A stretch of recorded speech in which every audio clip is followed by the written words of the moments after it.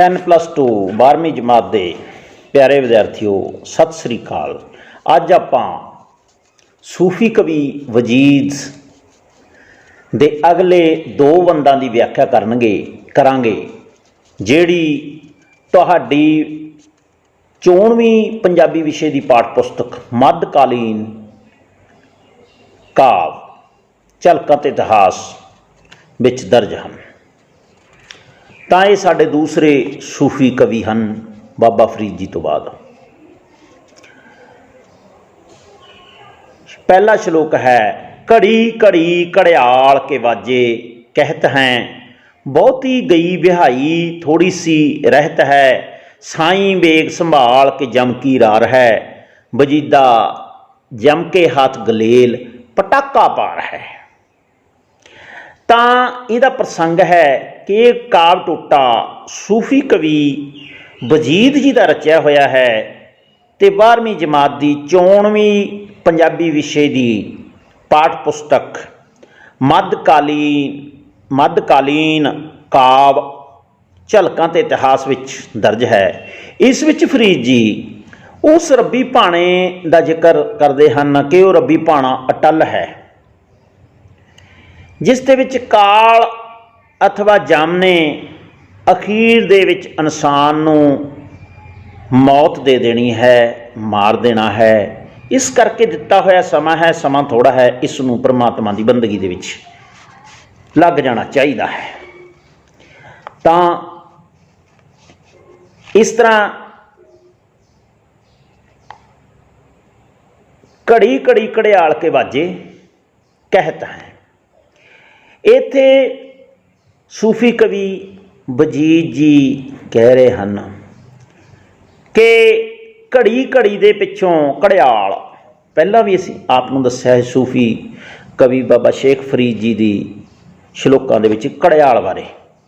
घड़ियाल की हुंदा? वो वड्डा घंटा, लोहे दा, रोटियां लाउण वाली तवी जिड्डा पित्तल दा जां लोहे दा घंटा, ਜਿਹੜਾ कि पुराने राजिਆਂ ਦੇ दरबारां ਦੇ दरवाजिਆਂ ਵਿੱਚ ਜਾਂ ਪਿੰਡਾਂ ਦੇ ਦਰਵਾਜ਼ਿਆਂ ਦੇ ਵਿੱਚ ਲੱਗਿਆ ਹੁੰਦਾ ਸੀ, ਜਿਹਦੇ ਉੱਤੇ ਚੋਟਾਂ ਮਾਰ ਕੇ ਲੱਕੜ ਦੇ ਜਾਂ ਲੋਹੇ ਦੇ ਹਥੌੜੇ ਦੇ ਨਾਲ ਪੁਰਾਣਾ ਜਿਹੜੀਆਂ ਸਮੇਂ ਦੇ ਪੈਮਾਨੇ ਸਨ, ਘੜੀ ਪਹਿਰ 3-3 ਘੰਟੇ ਦਾ ਪਹਿਰ ਸੀ, 6 ਤੋਂ 9, 9 ਤੋਂ 12, 12 ਤੋਂ 3, 3 ਤੋਂ 6, ਸ਼ਾਮ ਦੇ 6। ਇਹ ਦਿਨ ਦੇ 4 ਪਹਿਰ ਸੀਗੇ, 4 ਪਹਿਰ ਦਿਨ, 6 ਤੋਂ 9, 9 ਤੋਂ 12, 12 ਤੋਂ 3, 3 ਤੋਂ 6। ਇਹ ਰਾਤ ਦੇ 4 ਪਹਿਰ ਸੀਗੇ। 8 ਪਹਿਰ ਕਿਹਾ ਜਾਂਦਾ ਸੀ, 8 ਪਹਿਰ। ਕੀ ਬਾਣੀ ਦੇ ਵਿੱਚ ਵੀ ਦੱਸਿਆ ਵੀ 8 ਪਹਿਰ ਪ੍ਰਭੂ ਦਾ ਸਿਮਰਨ ਕਰ, ਸੌਂਦੇ ਵੀ ਜਾਗਦੇ ਵੀ।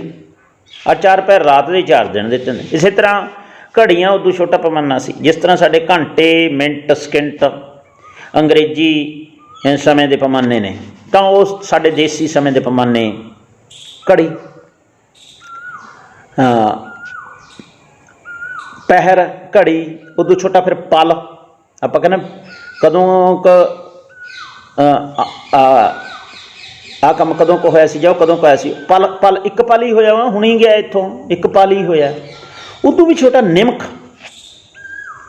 ਨਿਮਕ ਦਾ ਮਤਲਬ ਹੈ ਅੱਖ ਦੇ ਝਮਕਣ ਜਿੰਨਾ, ਜਿੰਨੇ 'ਚ ਅੱਖ ਝਮਕਦੀ ਹੈ, ਨਿਮਕ। ਨਿਮਕ ਵੀ ਗੁਰਬਾਣੀ ਦੇ ਵਿੱਚ ਆਉਂਦਾ। ਇਹ ਪੈਮਾਨੇ ਸਨ। ਤਾਂ ਘੜੀ ਘੜੀ ਬਾਅਦ ਜਾਂ ਪਹਿਰ ਬਾਅਦ ਉਹ ਘੜਿਆਲ ਦੇ ਉੱਤੇ ਚੋਟ ਪੈਂਦੀ ਸੀ। ਕੀ ਦੱਸਿਆ ਜਾਂਦਾ ਸੀ ਵੀ ਇੰਨਾ ਸਮਾਂ ਹੋ ਗਿਆ, ਇੰਨਾ ਸਮਾਂ। ਇਸ ਤਰ੍ਹਾਂ ਸਮਾਂ ਲੰਘ ਰਿਹਾ, ਸਮਾਂ ਕਦੇ ਖੜਦਾ ਨਹੀਂ, ਸਮਾਂ ਲੰਘ ਰਿਹਾ। ਇਨਸਾਨ ਪੈਦਾ ਹੁੰਦਾ ਹੈ, ਪਤਾ ਨਹੀਂ ਲੱਗਦਾ ਕਦੋਂ ਬਚਪਨ ਲੰਘ ਗਿਆ, ਜਵਾਨੀ ਆ ਗਈ, ਜਵਾਨੀ ਲੰਘ ਗਈ, ਅਧਖੜ ਉਮਰ ਆ ਗਈ, ਬੁਢੇਪਾ ਆ ਗਿਆ। 50 ਸਾਲ ਦਾ ਤਾਂ ਸੁੱਖ ਨਾਲ ਮੈਂ ਹੋ ਗਿਆ, ਅੱਧੀ ਉਮਰ ਖਾਲੀ, ਅੱਧੀ ਤੋਂ ਵੀ ਥੋੜ੍ਹੀ ਰਹੇਗੀ। ਤਾਂ ਇਸ ਤਰ੍ਹਾਂ ਸਮਾਂ ਲੰਘ ਰਿਹਾ, ਪਤਾ ਨਹੀਂ ਲੱਗਦਾ ਕਦੋਂ। ਕੱਲ੍ਹ ਦੀਆਂ ਗੱਲਾਂ ਨੇ, ਬਚਪਨ ਸੀ। ਇਸ ਤਰ੍ਹਾਂ ਉਹ ਘੜਿਆਲ ਸਾਨੂੰ ਸਮੇਂ ਬਾਰੇ ਦੱਸ ਰਿਹਾ ਹੈ ਕਿ ਵਾਜੇ ਕਹਿਤ ਹੈ। ਤੇ ਘੜਿਆਲ ਜਿਹੜਾ ਵੱਜਦਾ ਹੈ ਉਹ ਕਹਿ ਰਿਹਾ ਕੁਛ। ਕੀ ਕਹਿ ਰਿਹਾ? ਵੀ ਜਿਹੜਾ ਸਮਾਂ ਭਾਈ ਲੰਘਦਾ ਜਾ ਰਿਹਾ, ਤੇਰੀ ਉਮਰ ਬੀਤਦੀ ਜਾਵੇ। माइक है, कबीर जी कहते सुत बड़ा होत है, इतना कू ना जानत कि दिन दिन ओद कटत है। ਮਾਂ ਕਹਿੰਦੀ ਹੈ ਵੀ ਪੁੱਤ ਵੱਡਾ ਹੋ ਰਿਹਾ, ਜਨਮ ਦਿਨ ਮਨਾਉਂਦੇ ਆ ਵੀ 9ਵਾਂ ਜਨਮ ਦਿਨ ਹੋ ਗਿਆ। ਐ ਨਹੀਂ ਪਤਾ ਵੀ ਭਾਈ ਇੰਨੇ ਸਾਲ ਲੰਘ ਗਏ, ਇੰਨੇ ਰਹਿ ਗਏ, ਥੋੜ੍ਹੇ ਰਹਿ ਗਏ, ਬਹੁਤੇ ਲੰਘ ਗਏ, ਇਹ ਨਹੀਂ ਜਾਣਦੀ ਮਾਂ। ਐਂ ਕਹਿੰਦੀ ਹੈ ਪੁੱਤ ਵੱਡਾ ਰਿਹਾ, ਐ ਨਹੀਂ ਵੀ ਦਿਨ ਦਿਨ ਆਉਦ ਘੱਟ ਹੈ, ਜਿੰਨੀ ਵੱਡਾ ਹੋ ਗਿਆ ਉਨੇ ਦਿਨ ਤਾਂ ਇਹਦੇ ਘੱਟ ਕੇ ਉਨੀ ਉਮਰ ਤੇ ਇਹਦੀ ਬੀਤ ਗਈ, ਇੰਨੀ ਕਰੇਗੀ। ਮੌਤ ਵੱਲ ਨੂੰ ਜਾ ਰਿਹਾ ਮਨੁੱਖ। ਤਾਂ ਇਹੀ ਵਜੀਦ ਜੀ ਕਹਿੰਦੇ ਨੇ ਸਾਰੇ ਅਧਿਆਤਮ ਦਾ ਸਾਰ ਤਾਂ ਇੱਕੋ ਹੀ ਹੈ ਵੀ ਪ੍ਰਮਾਤਮਾ ਦਾ ਨਾਮ ਜਪ ਭਾਈ, ਕਾਲ ਨੇ ਤੈਨੂੰ ਗਰਸ ਲੈਣਾ। ਘੜੀ ਘੜੀ ਘੜਿਆਲ ਕੇ ਬਾਜੇ कहते हैं, ਘੜੀ ਘੜੀ ਬਾਦ ਵੱਜਦਾ ਹੋਇਆ ਘੜਿਆਲ ਵੱਜਦਾ ਔਰ ਕਹਿ ਰਿਹਾ ਵੀ ਸਮਾਂ ਲੰਘ ਰਿਹਾ, ਤੇਰੀ ਉਮਰ ਬੀਤਦੀ ਜਾਂਦੀ। ਬਹੁਤੀ ਗਈ ਵਿਹਾਈ ਥੋੜੀ ਸੀ ਰਹਿ ਤੇ, ਅਗਲੀ ਤੁਕ ਦੇ ਵਿੱਚ ਕਹਿਤਾ ਬਹੁਤੀ ਤੇਰੀ ਲੰਘ ਗਈ, ਥੋੜੀ ਉਮਰ ਰਹਿ ਗਈ। ਮੱਤ ਕੇ ਜਾਣਾ ਸਾਹ ਆਵੇ ਕਿ ਨਾ ਆਵੇ ਰਾਮ, ਕਿੰਨੀ ਕਰਾਂਗੀ। ਗੁਰੂ ਨਾਨਕ ਦੇਵ ਜੀ ਨੇ ਪੁੱਛਿਆ ਭਾਈ ਮਰਦਾਨਾ ਜੀ ਉਮਰ ਕਿੰਨੀ ਕਰਾਂਦੀ ਹੈ, ਕਿੰਨੀ? ਕਹਿੰਦੇ ਮਹਾਰਾਜ ਪਤਾ ਨਹੀਂ, ਅੱਜ ਦਾ ਦਿਨ ਲੰਘਿਆ, ਕੱਲ੍ਹ ਦਾ ਪਤਾ ਨਹੀਂ ਲੰਘੇ ਕਿ ਨਾ ਲੰਘੇ। ਮਹਾਰਾਜ ਕਹਿੰਦੇ ਭਾਈ ਦੂਰ ਹੈ। ਭਾਈ ਬਾਲਾ ਜੀ ਕਿੰਨੀ ਕਰੇਗੀ? ਮਹਾਰਾਜ ਪਤਾ ਨਹੀਂ, ਆ ਘੜੀ ਆ ਪੈਰ ਲੰਘਿਆ, ਅਗਲਾ ਨਾ ਲੰਘੇ। ਕਹਿੰਦੇ ਭਾਈ ਤੂੰ ਵੀ ਦੂਰ ਹੈ। ਕਹਿੰਦੇ ਮਹਾਰਾਜ ਫਿਰ ਤੁਸੀਂ ਦੱਸੋ ਮੌਤ ਕਿੰਨੀ ਕੁ ਨੇੜੇ ਹੈ? ਕਹਿੰਦੇ ਭਾਈ ਆ ਸਾਹ ਆਇਆ, ਅਗਲਾ ਆਵੇ ਕਿ ਨਾ, ਮਤ ਕੇ ਸਾਹ ਆਵੇ ਕਿ ਨਾ ਆਵੇ ਰਾਮ, ਮਤ ਕੇ ਜਾਣਾ। ਤਾਂ ਇਹਦਾ ਇਹ ਨਹੀਂ ਪਤਾ ਅਗਲੇ ਪਲ ਦਾ। ਜਿਹੜੀ ਖਾ ਹੰਡਾਲੀ ਉਹ ਖਾ ਹੰਡਾਲੀ, ਅੱਗੇ ਪਤਾ ਨਹੀਂ ਕਦੋਂ ਕਾਲ ਨੇ ਗਰਸ ਲੈਣਾ। ਤਾਂ ਵਜੀਦ ਜੀ ਕਹਿੰਦੇ ਬਹੁਤੀ ਗਈ ਵਿਹਾਈ, ਵਿਹਾਈ ਵੀ ਮਾਝੀ ਦਾ ਸ਼ਬਦ ਹੈ ਵੀ ਬਹੁਤੀ ਵਿਹਾ ਗਈ, ਬੀਤ ਗਈ, ਜਿਹਨੂੰ ਅਸੀਂ ਕਹਿੰਦੇ ਹਾਂ ਬੀਤ ਗਈ, ਲੰਘ ਗਈ, ਬਹੁਤੀ ਬੀਤ ਗਈ ਉਮਰ, ਥੋੜੀ ਸੀ ਰਹਿ ਜਾਏ। ਤਾਂ ਜਦੋਂ ਬਜ਼ੁਰਗੀ ਆ ਜਾਂਦੀ ਥੋੜੀ ਰਹਿ ਜਾਂਦੀ ਹੈ। ਕਹਿੰਦੇ ਹੁਣ ਥੋੜੀ ਜਿਹੀ ਰਹੇਗੀ, ਇਹਦਾ ਵੀ ਪਤਾ ਨਹੀਂ ਕਦੋਂ ਲੰਘ ਜੇ। ਪਰ ਇਹ ਵੀ ਇੱਕ ਅੰਦਾਜ਼ਾ ਹੀ ਹੈ ਵੀ ਥੋੜੀ ਜਿਹੀ ਰਹੇਗੀ, ਇੰਨੀ ਕੁ ਰਹੇਗੀ, ਹੋ ਸਕਦਾ ਹੋਰ 10 ਸਾਲ 20 ਸਾਲ 30 ਸਾਲ ਜਿਉਂ ਲਾਂਗੇ। ਪਰ ਅਸਲ ਸੱਚ ਕੀ ਹੈ? ਸਾਈਂ ਵੇਗ ਸੰਭਾਲ।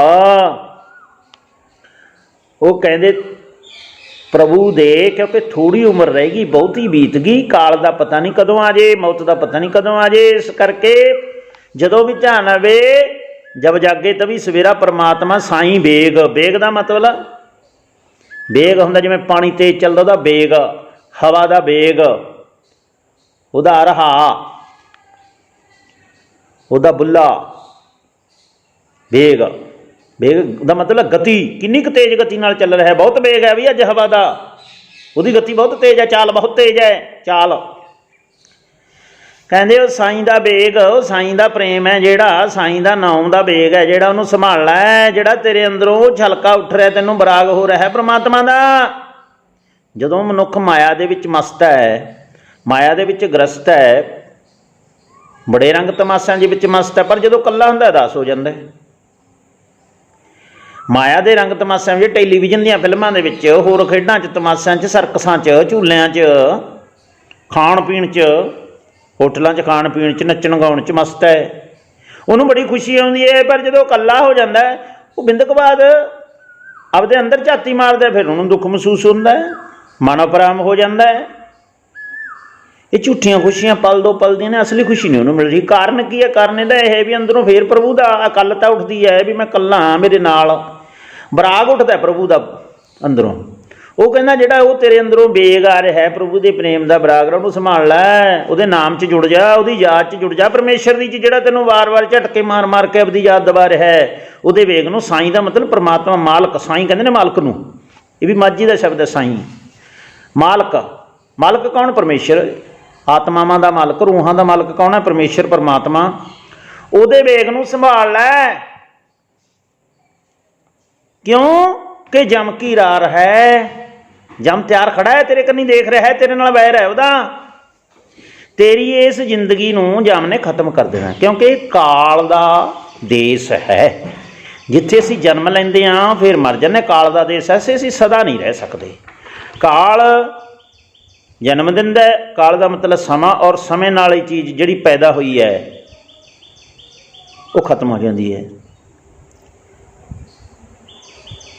ਸਭਨਾ ਸਹੁਰਾ ਬੰਜਣਾ, ਸਭ ਮੁਕਲਾਵਣ ਹਾਰ। ਕਾਲ ਦੇ ਵੱਸ ਇਸ ਸੰਸਾਰ ਨੂੰ ਕੀਤਾ ਹੋਇਆ ਗਾ, ਜੋ ਪੈਦਾ ਹੋਇਆ ਉਹਨੇ ਵਿਨਸਣਾ। ਜੋ ਉਪਜੈ ਸੋ ਵਿਣਸਣਾ, ਜੋ ਉਪਜਿਆ ਉਹਨੇ ਇੱਕ ਦਿਨ ਵਿਣਸ ਜਾਣਾ। ਇੱਥੇ ਸਦਾ ਚਿਰ ਜੀਵਨ ਨਹੀਂ ਹੈਗਾ।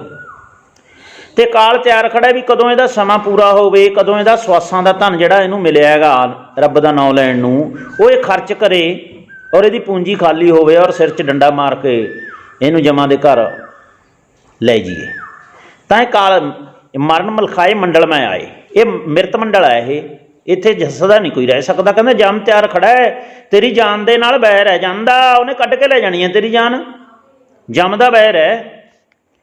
ਵਜੀਦਾ ਜਮ ਕੇ ਹਾਥ ਗਲੇਲ, ਉਹਦੇ ਹੱਥ 'ਚ ਗਲੇਲਾ ਫੜਿਆ ਹੋਇਆ ਹੈ। ਜਿਵੇਂ ਜਾਨਵਰ ਨੂੰ ਮਾਰਨ ਦੇ ਵਾਸਤੇ ਸ਼ਿਕਾਰੀ ਹੱਥ 'ਚ ਗਲੇਲ ਫੜੀ ਖੜਾ ਤਿਆਰ ਹੁੰਦਾ ਨਾ, ਨਿਸ਼ਾਨਾ ਮਾਰਦਾ ਅਤੇ ਜਾਨਵਰ ਨੂੰ ਥੱਲੇ ਸੁੱਟ ਦਿੰਦਾ ਹੈ ਮਾਰ ਕੇ, ਰੋੜੀ ਮਾਰ ਕੇ, ਰੋੜਾ ਮਾਰ ਕੇ।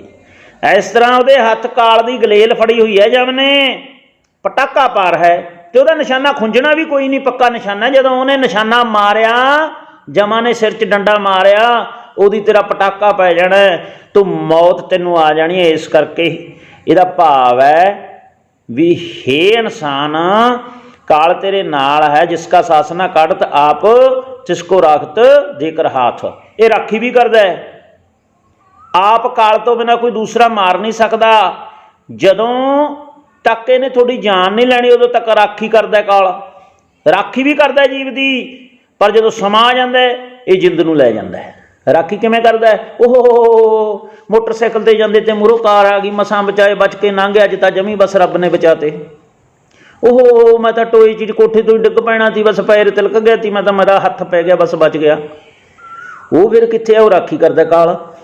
ਅਤੇ ਜਿੱਦਾਂ ਲਿਜਾਣਾ ਉਹਦੇ ਆਏ ਨਹੀਂ ਪਤਾ ਵੀ ਕਿਹੜੇ ਸਾਧਨ ਨਾਲ, ਕਿਹੜੀ ਬਿਮਾਰੀ ਨਾਲ, ਕਿਹੜੇ ਐਕਸੀਡੈਂਟ ਨਾਲ, ਕਿਹੜੇ ਤਰੀਕੇ ਨਾਲ। ਕਈਆਂ ਦਾ ਇਹੀ ਹੁੰਦਾ ਜੀ ਕੋਈ ਬਿਮਾਰੀ ਤਾਂ ਹੈ ਨਹੀਂ ਤੀ, ਬਸ ਸੁੱਤਾ ਪਿਆ ਹੀ ਨਹੀਂ ਉੱਠਿਆ, ਜਾਂ ਤਾਂ ਬੈਠਾ ਬੈਠਾ ਹੀ ਪਤਾ ਨਹੀਂ ਊਂ ਹੀ ਤੁਰ ਗਿਆ। ਇਸ ਤਰ੍ਹਾਂ ਕਾਲ ਸਮੇਂ ਨਾਲ ਲੈ ਜਾਂਦਾ।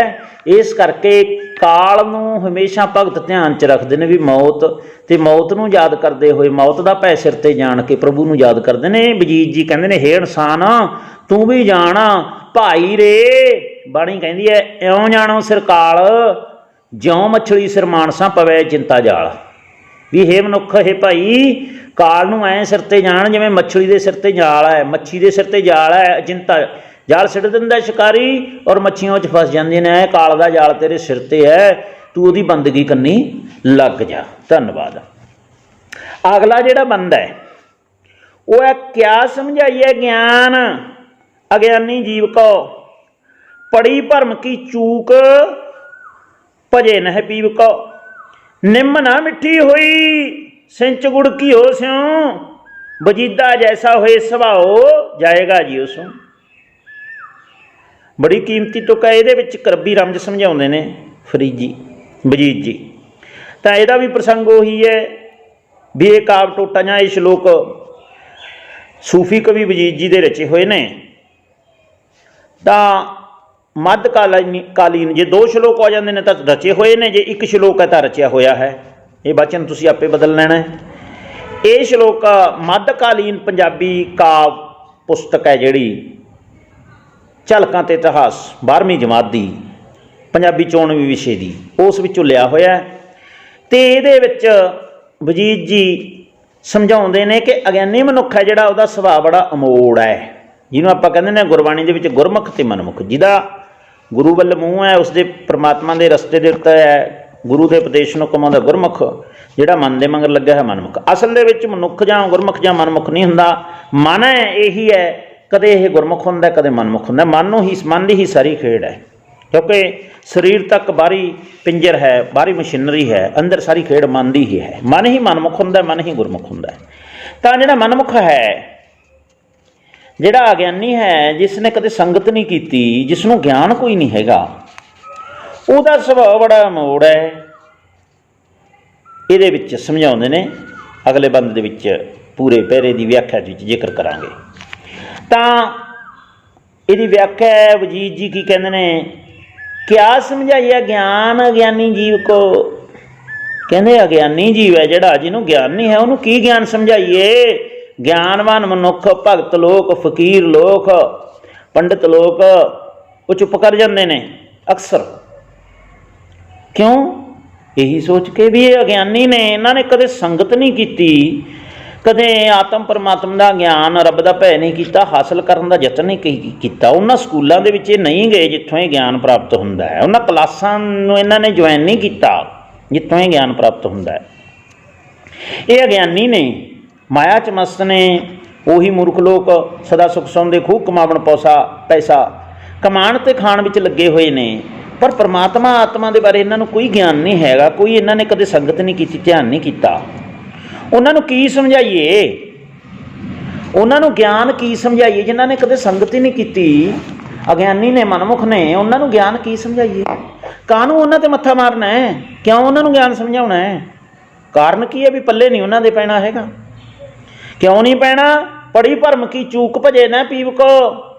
ਪੜੀ ਭਰਮ ਕੀ ਚੂਕ ਪਰਦਾ ਭੁੱਲ, ਇਹਨਾਂ ਦੇ ਉੱਤੇ ਤਾਂ ਉਹ ਮਾਇਆ ਦਾ, ਪਰਮਾਤਮਾ ਨੇ ਮਾਇਆ ਪਾ ਰੱਖੀ ਹੈ। ਉਹ ਮਾਇਆ ਦਾ ਪਰਦਾ ਪਿਆ ਹੋਇਆ, ਉਸੇ 'ਚ ਉਲਝੇ ਹੋਏ ਨੇ। ਖਾਣ ਪੀਣ ਨੂੰ ਹੀ ਜ਼ਿੰਦਗੀ ਔਰ ਪੈਸਾ ਕਮਾਉਣ ਨੂੰ ਹੀ ਜ਼ਿੰਦਗੀ ਸਮਝਦੇ ਨੇ। ਇਹੀ ਇਹਨਾਂ ਦਾ ਮੰਜ਼ਿਲੇ ਮਕਸਦ ਹੈ। ਇਹਨਾਂ ਨੂੰ ਆਤਮਾ ਪਰਮਾਤਮਾ ਦੀ ਖੇਡ ਦਾ ਕੋਈ ਗਿਆਨ ਨਹੀਂ, ਕਿਉਂਕਿ ਸੰਗਤ ਨਹੀਂ ਕੀਤੀ। ਇਹਨਾਂ ਨੂੰ ਨਹੀਂ ਪਤਾ ਕਿ ਜ਼ਿੰਦਗੀ ਦਾ ਮਕਸਦ ਕੀ ਹੈ। ਆਤਮਾ ਨੇ ਪਰਮਾਤਮਾ ਵਿੱਚ ਮਿਲਣਾ, ਉਹਦਾ ਨਾਮ ਜਪਣਾ, ਅਤੇ ਪ੍ਰਾਣੀ ਆਇਓ ਲਾਹਾ ਲੈਣ, ਲੱਗਾ ਕਿਤਕ ਫਕੜੇ, ਸਭ ਮੁੱਕੀ ਚੱਲੀ ਰਹਿਣ। ਰੋਜ਼ ਰਹਿ ਰਸ ਦੇ ਵਿੱਚ ਵੀ ਕਿਹਾ ਹੈ ਕਿ ਭਾਈ ਤੂੰ ਉਹਦਾ ਨਾਮ ਜਪਣਾ ਹੈ, ਕਿਉਂਕਿ ਤੈਂ ਆਪਣੀ ਆਤਮਾ ਨੂੰ, ਇਸ ਜੀਵਨ ਚੱਕਰ ਨੂੰ ਮੁਕਾ ਕੇ ਉਸ ਪਰਮਾਤਮਾ ਦੇ ਵਿੱਚ ਮਿਲਣਾ ਹੈ। ਉਹਨੇ ਤੇਰੇ ਅੰਦਰ ਧੁਰ ਤੋਂ ਬਰਾਗ ਰੱਖਿਆ ਹੋਇਆ ਵੀ ਤਾਂ ਕਿ ਕਦੇ ਨਾ ਕਦੇ ਇਹ ਜਾਗੇ ਮਾਇਆ ਦੇ ਵਿੱਚੋਂ, ਔਰ ਉਸ ਬਰਾਗ ਦੇ ਰਾਹੀਂ, ਉਸ ਬਰਾਗ ਦੀ ਛੱਲ ਦੇ ਨਾਲ ਇਹ ਪਰਮਾਤਮਾ ਦੇ ਵੱਲ ਨੂੰ ਤੁਰ ਪਵੇ, ਉਸ ਵੇਗ ਦੇ ਨਾਲ, ਔਰ ਇਹ ਨਾਮ ਜਪ ਕੇ ਪਰਮਾਤਮਾ ਦਾ ਧਿਆਨ ਧਰ ਕੇ ਉਹਦੀ ਯਾਦ ਦੇ ਵਿੱਚ ਜੁੜ ਕੇ ਇਹ ਪਰਮਾਤਮਾ ਦੇ ਨਾਲ ਆਪਣੀ ਆਤਮਾ ਦਾ ਮਿਲਾਪ ਕਰ ਲਵੇ।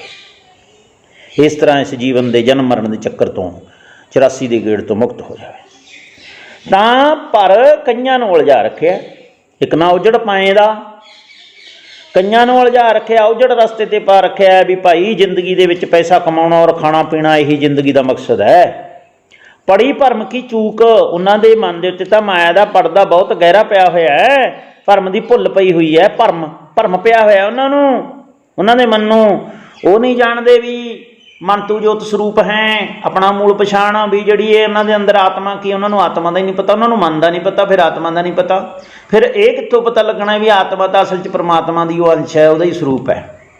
ਇਹ ਤਾਂ ਇੱਕ ਉਹ ਜੋਤ ਹੈ, ਇੱਕੋ ਚੰਗਿਆਰੀ ਹੈ ਆਤਮਾ ਜਿਹੜੀ ਭਾਂਬੜ ਬਣ ਸਕਦੀ ਹੈ। ਇਹ ਆਤਮਾ ਉਹ ਪਰਮਾਤਮਾ ਰੂਪੀ ਭਾਂਬੜ ਦੇ ਵਿੱਚ ਬਦਲ ਸਕਦੀ ਹੈ। ਤਾਂ ਇਸ ਤਰ੍ਹਾਂ ਉਹਨਾਂ ਦੇ ਉੱਤੇ ਤਾਂ ਭਰਮ ਦਾ ਪਰਦਾ ਪਿਆ ਹੋਇਆ, ਉਹ ਤਾਂ ਲਾਉਣਾ ਬੜਾ ਔਖਾ ਹੈ। ਇਸੇ ਕਰਕੇ ਭਜੇ ਨਹੀਂ ਭਜਦੇ। ਭਜਣਾ ਕੀ ਹੁੰਦਾ? ਜਪਣਾ, ਨਾਮ ਜਪਣਾ, ਸਿਮਰਨ ਕਰਨਾ, ਧਿਆਨ ਧਰਨਾ। ਉਹ ਕਦੇ ਪਰਮਾਤਮਾ ਦਾ ਧਿਆਨ ਨਹੀਂ ਧਰਦੇ, ਉਹਨੂੰ ਜਪਦੇ ਨਹੀਂ, ਉਹਦਾ ਭਜਨ ਨਹੀਂ ਕਰਦੇ। ਨਹੀਂ ਦਾ ਮਤਲਬ ਨਹੀਂ। ਪੀਵ ਪੀਵ ਕਿਹਨੂੰ ਕਿਹਾ? ਪ੍ਰੀਤਮ। ਪੀਵ ਪਤੀ ਕੌਣ? ਪਰਮੇਸ਼ਰ। ਆਤਮਾ ਦਾ ਪਤੀ ਕੌਣ ਹੈ? ਪਰਮੇਸ਼ਰ। ਪੀਵ ਪੀਆ ਤੋਂ ਬਣਿਆ ਸ਼ਬਦ ਹੈ ਪੀਆ। ਪਿਰ ਵੀ ਕਿਹਾ ਕਈ ਥਾਵੇਂ ਗੁਰਬਾਣੀ 'ਚ। ਧਨ ਇਸਤਰੀ, ਫਿਰ ਉਹਦਾ ਪਤੀ। ਇਸਤਰੀ ਕੌਣ ਹੈ? ਜੀਵਾਤਮਾ, ਰੂਹ। ਔਰ ਪਰਮਾਤਮਾ ਅੱਲਾ, ਖੁਦਾ, ਗੌਡ, ਵਾਹਿਗੁਰੂ, ਉਹ ਕੀ ਹੈ? ਪਤੀ। ਪਿਰ ਪੀਵ, ਪੀਓ, ਇਹ ਸਾਰੇ ਪਤੀ ਰੂਪੀ ਪਰਮਾਤਮਾ ਦੇ ਬਾਰੇ ਵਰਤੇ ਗਏ ਪਦ ਨੇ, ਸ਼ਬਦ ਨੇ। ਤਾਂ ਕਹਿੰਦਾ ਕਦੇ ਵੀ ਆਪਣੇ ਪੀਵ ਨੂੰ, ਆਪਣੇ ਪਰਮਾਤਮਾ ਦਾ ਭਜਨ ਨਹੀਂ ਕਰਦਾ, ਉਹਦਾ ਧਿਆਨ ਨਹੀਂ ਧਰਦਾ, ਉਹਦਾ ਸਿਮਰਨ ਨਹੀਂ ਕਰਦਾ। ਜਿਹੜਾ ਮਨਮੁਖ ਹੈ, ਅਗਿਆਨੀ ਹੈ। ਇੱਥੇ ਅਗਿਆਨੀ ਸ਼ਬਦ ਵਰਤਿਆ, ਗੁਰਬਾਣੀ 'ਚ ਮਨਮੁਖ ਵਰਤਿਆ। ਜਿਹਨੇ ਕਦੇ ਗਿਆਨ ਨਹੀਂ ਹਾਸਲ ਕੀਤਾ, ਜਾਣਨ ਦਾ ਯਤਨ ਨਹੀਂ ਕੀਤਾ, ਉਹਦੀ ਤਾਂ ਇਹ ਹਾਲਤ ਹੈ। ਨਿੰਮ ਨਾ ਮਿੱਠੀ ਹੋਈ, ਸਿੰਚ ਗੁੜ ਕੀ ਹੋ ਸਿਉ। ਉਦਾਹਰਨ ਦਿੰਦੇ ਨੇ ਨਿੰਮ ਰੂਪੀ ਪੌਦੇ ਦਾ। ਮਨਮੁਖ ਦੀ ਕਾਹਦੇ ਨਾਲ ਮੇਲ ਕਰਦੇ ਨੇ ਉਦਾਹਰਨ? ਇੱਕ ਤਾਂ ਮਨਮੁਖ ਹੁੰਦਾ ਜਿਹਨੂੰ ਕਦੇ ਮੌਕਾ ਨਹੀਂ ਮਿਲਿਆ, ਜਿਹਨੇ ਕਦੇ ਗਿਆਨ ਨਹੀਂ ਮਿਲਿਆ। ਇੱਕ ਬਿਲਕੁਲ ਹੀ ਉਹ ਤੋਂ ਨਿੰਦਕ ਹੁੰਦਾ, ਜਿਹੜਾ ਕਿ ਇੱਕ ਤਾਂ ਚੁੱਪ ਰਹਿੰਦਾ ਵੀ ਮੈਨੂੰ ਤਾਂ ਗਿਆਨ ਨਹੀਂ ਹੈਗਾ, ਮੈਨੂੰ ਤਾਂ ਪਤਾ ਨਹੀਂ। ਪਰ ਇੱਕ ਹੁੰਦਾ ਉਹਦੀ ਉਹ ਕਰਦਾ ਵੀ ਇਹ ਤਾਂ ਹੈ ਹੀ ਨਹੀਂ ਜੀ, ਪਰਮਾਤਮਾ ਹੈ ਹੀ ਨਹੀਂ, ਆਤਮਾ ਹੈ ਹੀ ਨਹੀਂ, ਧਰਮਰਾਜ ਨਹੀਂ, ਨਰਕ ਨਹੀਂ, ਸੁਰਗ ਨਹੀਂ। ਤਾਂ ਇਸ ਤਰ੍ਹਾਂ ਐਸੇ ਮਨੁੱਖ ਦੀ ਜਿਹੜਾ ਨਿੰਮ ਵਰਗਾ ਹੈ, ਕੌੜਾ ਹੈ, ਨਿੰਮ ਦੀ ਉਦਾਹਰਨ ਦਿੰਦੇ ਨੇ। ਨਿੰਮ ਨਾਲ ਐਸੇ ਅਗਿਆਨੀ ਮਨੁੱਖ ਨੂੰ ਮਿਲਦੇ ਨੇ। ਕੌੜਾ ਸੁਭਾਅ ਹੈ ਜਿਹਦਾ ਨਿੰਮ ਵਰਗਾ, ਉਹਨੂੰ ਕਹਿੰਦੇ ਉਹ ਕਦੇ ਮਿੱਠੀ ਨਹੀਂ ਹੁੰਦੀ। ਸਿੰਚ ਗੁੜ ਕੀ ਉਸਿਓ, ਭਾਵੇਂ ਉਹਦੀ ਜੜ 'ਚ ਗੁੜ ਪਾਈ ਜਾਈਏ ਘਿਓ 'ਚ ਮਿਲਿਆ ਕੇ। ਗੁੜ ਤੇ ਘਿਓ ਆਪਾਂ ਸ਼ੱਕਰ ਘਿਓ ਖਾਂਦੇ ਹਾਂ, ਖੰਡ ਘਿਓ ਖਾਂਦੇ ਹਾਂ, ਭਾਵੇਂ ਉਹਦੀ ਜੜ 'ਚ ਘਿਓ ਤੇ ਗੁੜ ਪਾਈ ਜਾਈਏ, ਗੁੜ ਘਿਓ ਰਲਾ ਕੇ ਪਾਈ ਜਾਈਏ ਵੀ ਇਹਦੀ ਜੜ 'ਚ ਪਾਈਏ ਤਾਂ ਮਿੱਠਾ ਹੋ ਜੂ, ਪਰ ਨਿੰਮ ਤਾਂ ਅਖੀਰ ਨੂੰ ਕੌੜੀ ਦੀ ਕੌੜੀ ਰਹਿੰਦੀ ਹੈ, ਕਿਉਂਕਿ ਉਹਦਾ ਗੁਣ ਕੜੱਤਣ 'ਚ ਹੈ। ਠੀਕ ਹੈ ਵੀ ਰੋਗ ਨਾਸ਼ਕ ਹੈ, ਪਰ ਹੈ ਉਹਦੇ ਪੱਤੇ, ਉਹਦੀ ਦਾਤਣ, ਉਹ ਸੱਕ ਉਹਦਾ ਉਹ ਕੌੜਾ ਹੈ। ਤਾਂ ਸਵਾ ਕੌੜਾ ਬਦਲਦਾ ਨਹੀਂ, ਜੇ ਉਹਨੂੰ ਚਾਹੇ ਗੁੜ ਨਾਲ ਸਿੰਜੀਏ ਮਿੱਠਾ ਨਹੀਂ ਹੁੰਦਾ, ਸਿਓ ਵਰਗਾ ਨਹੀਂ ਬਣਦਾ, ਜਾਮਣਾ ਵਰਗਾ, ਤੂਤੀਆਂ ਵਰਗਾ, ਅਮਰੂਦਾਂ ਵਰਗਾ, ਸੇਬ ਵਰਗਾ ਮਿੱਠਾ ਨਹੀਂ ਬਣਦਾ। ਉਹ ਨਿੰਮੀ ਰਹਿੰਦੀ ਹੈ, ਕੌੜਾ ਹੀ ਰਹਿੰਦਾ ਹੈ। ਇਸੇ ਤਰ੍ਹਾਂ ਮਨਮੁਖ ਦਾ ਸੁਭਾਅ ਹੈ ਵੀ ਉਹ ਕੌੜਾ ਹੀ ਰਹੇਗਾ। ਕੀ ਕਹਿਣਾ ਕੀ ਚਾਹੁੰਦੇ ਨੇ ਵਜੀਦ ਜੀ ਵੀ ਉਹਨਾਂ ਨੂੰ ਕਿੰਨਾ ਹੀ ਗਿਆਨ ਰੂਪੀ ਅੰਮ੍ਰਿਤ ਪਿਲਾ ਦਿਓ, ਕਿੰਨਾ ਹੀ ਉਹਨਾਂ ਨੂੰ ਸਾਖੀਆਂ ਕਹਾਣੀ ਸੁਣਾ ਦਿਓ, ਕਿੰਨਾ ਹੀ ਗਿਆਨ ਦੱਸ ਦਿਓ, ਪਰ ਉਹ ਆਪਣੇ ਸੁਭਾਅ ਦੇ ਅਨੁਸਾਰ ਉਹ ਬਦਲਦੇ ਨਹੀਂ ਹਨ। ਉਹਨਾਂ ਦੇ ਅੰਦਰ ਪ੍ਰਭੂ ਦਾ ਪ੍ਰੇਮ ਨਹੀਂ ਪੈਦਾ ਹੁੰਦਾ, ਉਹ ਕੜੱਤਣ ਹੀ ਧਾਰਨ ਕਰੀ ਰੱਖਦੇ ਨੇ। ਉਹ ਅਗਿਆਨ ਨੂੰ ਹੀ, ਆਪਣੇ ਗਿਆਨ ਨੂੰ ਹੀ ਵੱਡਾ ਜਾਣਦੇ ਨੇ। ਉਹ ਇਸ ਪਰਮੇਸ਼ਰ ਦੇ ਗਿਆਨ ਨੂੰ ਤੁੱਛ ਜਾਣਦੇ ਨੇ, ਵੇਦਾਂ ਸ਼ਸਤਰਾਂ ਨੂੰ, ਉਹਨਾਂ ਦੇ ਗਿਆਨ ਨੂੰ ਤੁੱਛ ਜਾਣਦੇ ਨੇ, ਉਹਨੂੰ ਝੂਠ ਹੀ ਕਹਿੰਦੇ ਨੇ। ਨਿੰਮ ਨਾ ਮਿੱਠੀ ਹੋਈ ਸਿੰਚ ਗੁੜ ਕੀ ਉਸਿਓ, ਕਿਉਂਕਿ ਵਜੀਦਾ ਜੈਸਾ ਹੋਏ ਸੁਭਾਅ ਜਾਏਗਾ ਜੀ ਉਸਿਓ। ਵਜੀਦ ਜੀ ਕਹਿੰਦੇ ਜਿਹੇ ਜਿਹਾ ਕਿਸੇ ਦਾ ਸੁਭਾਅ ਹੁੰਦਾ, ਮੂਲ ਸੁਭਾਅ ਹੁੰਦਾ, ਉਵੇਂ ਹੀ ਉਹਦੀ ਜੀ ਦੇ ਨਾਲ ਅੰਤ ਸਮੇਂ ਤੱਕ ਨਾਲੇ ਚਲਿਆ ਜਾਂਦਾ ਹੈ। ਜਨਮ ਤੋਂ ਬਾਅਦ ਅਗਲੇ ਜਨਮ ਬਦਲ ਜੇ ਉਹ ਵੱਖਰਾ, ਬੜੇ ਬੜੇ ਪਿਛਲੇ ਜਨਮ ਦੇ ਪਾਪੀ ਅਗਲੇ ਜਨਮ ਦੇ ਭਗਤ ਬਣ ਜਾਂਦੇ ਨੇਗੇ, ਤੇ ਬੁਰੇ ਕਰਮਾਂ ਕਰਕੇ ਸ਼ੁਭ ਕਰਮਾਂ ਵਾਲੇ ਭਗਤ ਨੇ ਉਹ ਵੀ ਅਗਲੇ ਜਨਮ ਦੇ ਜੋ ਪਾਪੀ ਬਣ ਜਾਂਦੇ ਨੇ। ਤਾਂ ਵਜੀਦਾ ਜੈਸਾ ਹੋਏ ਸੁਭਾਅ ਜਾਏਗਾ ਜੀਉ ਸਿਉ, ਜਿਹੋ ਜਿਹਾ ਕਿਸੇ ਦਾ ਸੁਭਾਅ ਹੁੰਦਾ ਹੈਗਾ, ਮੂਲ ਸੁਭਾਅ ਹੁੰਦਾ ਹੈ ਮਿੱਠਾ ਪ੍ਰੇਮ ਵਾਲਾ ਜਾਂ ਕੜੱਤਣ ਵਾਲਾ, ਉਹੀ ਅੰਤ ਤੱਕ ਨਾਲ ਹੀ ਚਲਿਆ ਜਾਂਦਾ, ਉਹ ਬਦਲਦਾ ਨਹੀਂ। ਤਾਂ ਇੱਥੇ ਸੂਫੀ ਕਵੀ ਫਰੀਦ ਜੀ ਕਰਮਜ ਦਿੰਦੇ ਨੇ ਫਕੀਰਾਂ ਦੇ ਵਾਸਤੇ ਵੀ ਭਾਈ ਉਹਨਾਂ ਦੇ ਉੱਤੇ ਬਹੁਤਾ ਜ਼ੋਰ ਨਾ ਲਾਓ ਜਿਹੜੇ ਗਿਆਨ ਹਾਸਲ ਕਰਨ ਨੂੰ ਤਿਆਰ ਨਹੀਂ ਹਨ। ਜਿਹੜਾ ਕੋਈ ਪੈਰ ਪੱਟ ਰਿਹਾ ਚਰਨ ਸ਼ਰਨ ਗੁਰੂ ਇੱਕ ਪਿੰਡਾ ਜਾਏ, ਚੱਲ ਸਤਿਗੁਰੂ ਕੋਟ ਪਿੰਡਾ ਅੱਗੇ ਹੋਏ ਲੈ ਤਾਂ, ਜਿਹੜਾ ਕੋਈ ਗਿਆਨ ਦੇ ਵੱਲ ਨੂੰ, ਧਰਮ ਦੇ ਵੱਲ ਨੂੰ, ਜਿਹੜਾ ਕੋਈ ਆਤਮਾ ਪਰਮਾਤਮਾ ਦੀ ਖੇਡ ਦੇ ਜਾਣਾ ਪੈਰ ਪੱਟ ਰਿਹਾ, ਦੋ ਪੈਰ ਚੱਲ ਰਿਹਾ, ਉਹਨੂੰ ਤਾਂ ਸਮਝਾਇਆ ਜਾ ਸਕਦਾ, ਗਿਆਨ ਹਾਸਲ ਕਰਨਾ ਚਾਹੁੰਦਾ ਹੈ। ਪਰ ਜਿਹੜਾ ਉਲਟ ਹੈ ਨਹੀਂ ਚਾਹੁੰਦਾ, ਉਹਦੇ ਉੱਤੇ ਬਹੁਤਾ ਜ਼ੋਰ ਲਾਉਣ ਦੀ ਲੋੜ ਨਹੀਂ, ਕਿਉਂਕਿ ਉਹਦਾ ਸੁਭਾਅ ਨਹੀਂ ਬਦਲੇਗਾ। ਉਹਨੂੰ ਕਬੀਰ ਜੀ ਨੇ ਵੀ ਇਹ ਕਿਹਾ ਵੀ ਨਿੰਮ ਸਿੰਚੀ ਖੰਡ ਨਾਲ, ਮਿੱਠੇ ਪਾਣੀ ਨਾਲ, ਪਰ ਉਹ ਕੌੜੀ ਦੀ ਕੌੜੀ ਰਹੀ। ਇਸ ਤਰ੍ਹਾਂ ਨਿੰਦਕ ਦੇ ਸੁਭਾਅ ਬਾਰੇ, ਮਨਮੁਖ ਦੇ ਸੁਭਾਅ ਬਾਰੇ ਦੱਸ ਰਹੇ ਨੇ ਫਰੀਦ ਜੀ ਵੀ ਇਸ ਤਰ੍ਹਾਂ ਸੁਭਾਅ ਉਹਦਾ ਨਹੀਂ ਬਦਲਦਾ। ਤਾਂ ਇਸ ਤਰ੍ਹਾਂ ਸਾਨੂੰ ਇਸ ਕਾਵਿ-ਬੰਦ ਦੇ ਵਿੱਚ ਨਿੰਮ ਦੇ ਦ੍ਰਿਸ਼ਟਾਂਤ ਰਾਹੀਂ ਸਾਰੀ ਇਹ ਅਧਿਆਤਮ ਦੀ ਖੇਡ ਨੂੰ ਸਮਝਾ ਰਹੇ ਨੇ। ਧੰਨਵਾਦ।